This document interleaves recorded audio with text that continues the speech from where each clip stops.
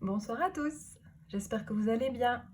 Alors, parlons un peu pédagogie à la Cité École Vivante.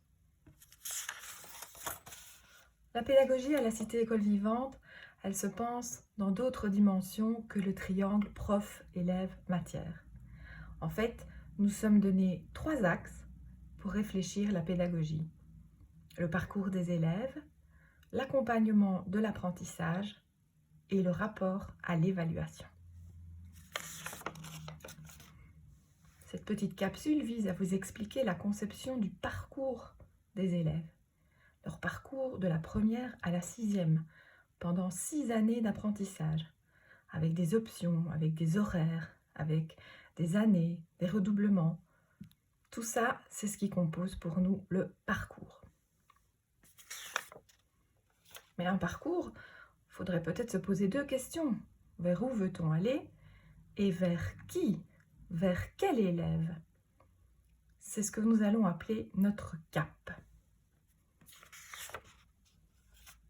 À la Cité École Vivante, le cap, c'est ce qu'on situe entre l'institution qui a édité des décrets, dont le décret mission, et entre l'enseignant qui doit enseigner selon un programme établi pour sa discipline.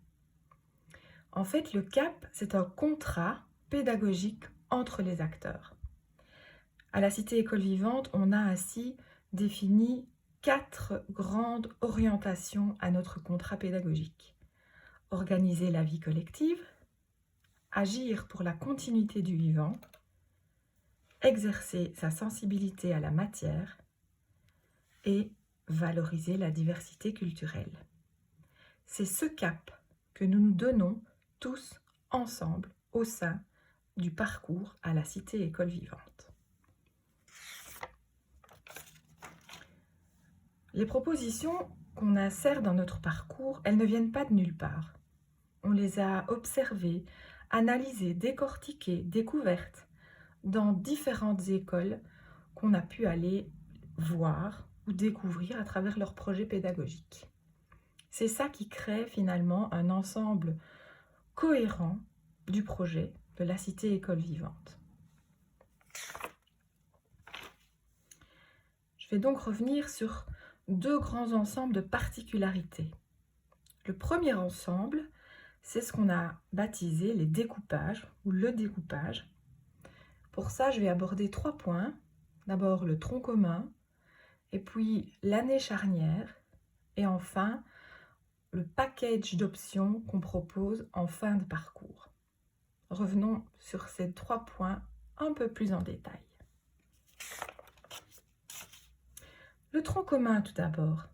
Bien, ce qu'on connaît actuellement dans l'école, c'est un premier degré qu'on doit faire en 2 ou 3 ans, et puis un deuxième degré composé de la 3e et de la 4e année qu'on peut éventuellement recommencer chacune, et puis le 3e degré de spécialisation où là aussi la 5e et la 6e année peuvent éventuellement se refaire.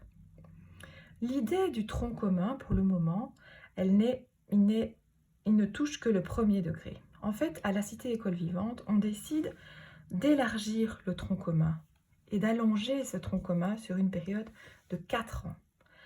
Et le redoublement ne sera possible en fait qu'au terme de la 4e année. Le 3e degré, avec son orientation de spécialisation, est maintenu puisque notre enseignement à la Cité École Vivante est un enseignement de transition qui est destiné à proposer aux élèves une continuité dans l'enseignement supérieur. L'année charnière, c'est la 4e. La 4e année, en fait, on va la construire autour d'un projet personnel de l'élève. C'est aussi pendant cette année qu'on va essayer de répondre à ses besoins, mais aussi à ouvrir des possibles pour lui.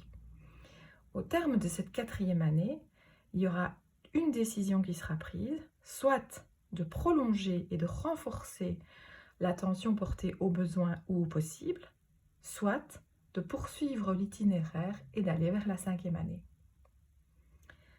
Enfin, la finalité qu'on va offrir au 3e degré ressemble plus à un package d'options. C'est cette finalité qu'on va orienter vers différents types d'études supérieures. Dans le 3e degré, la place laissée au travail autonome de l'élève sera de plus en plus grande. Un deuxième point particulier qu'on voudrait mettre en évidence, c'est la différence de nos temps d'apprentissage. À la Cité École Vivante, on n'aura pas simplement des cours de maths, d'anglais, de sciences sociales, de français. On va grouper ces éléments dans des temps d'apprentissage un peu particuliers. On en cible 3. Les ateliers, les hubs et les temps de cordée. Revenons sur chacun l'un après l'autre. Alors, les ateliers. Les ateliers, ce sont des temps d'apprentissage où les groupes sont composés de manière horizontale, c'est-à-dire des élèves ayant le même âge ou venant de classes du même niveau. C'est un atelier, ça se vit sur une période de 3 semaines. Et le choix de composition des ateliers est fait par l'équipe encadrante.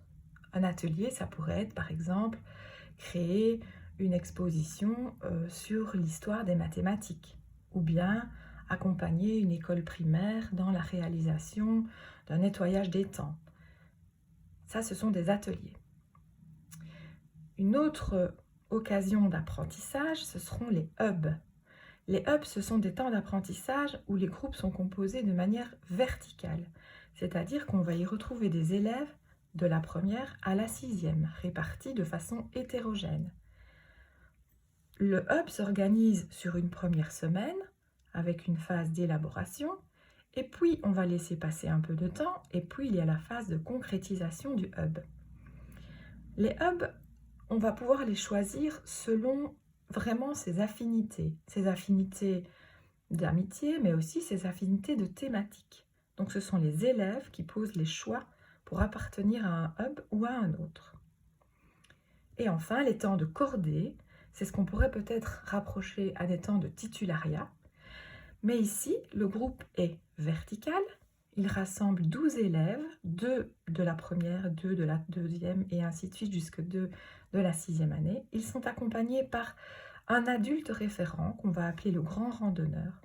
Les temps de cordée s'organisent toujours dans l'horaire.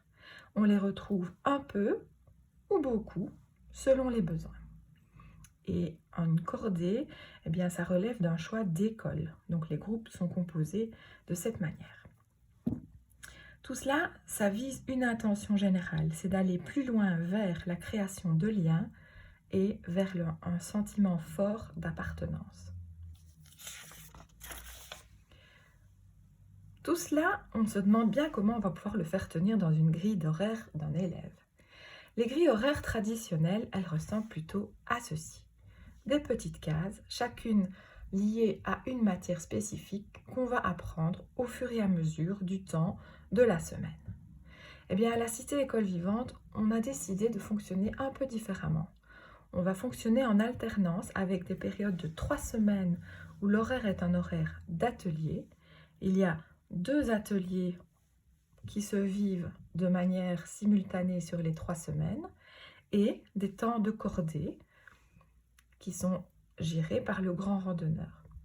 Et puis, il y a des zones blanches qui, là, vont pouvoir répondre aux besoins de remédiation, d'approfondissement, de focale spécifique sur une discipline. Et donc ça, ce sera vraiment selon les besoins de chaque élève, de chaque groupe classe. Et puis, de temps en temps, l'école passera sur un horaire qu'on appellera l'horaire hub. L'horaire hub, c'est une formule où en fait les groupes verticaux vont se composer et où les grandes plages de travaux vont pouvoir s'organiser. Et là, vous voyez aussi que les temps de cordée sont rassemblés. Il y en a peut-être un peu moins, mais il y a des périodes plus longues d'accompagnement. Et les périodes de besoin, de réponse à des besoins spécifiques sont aussi légèrement plus présents.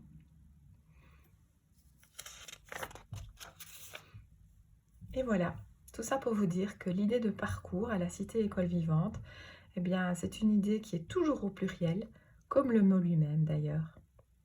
Merci à vous.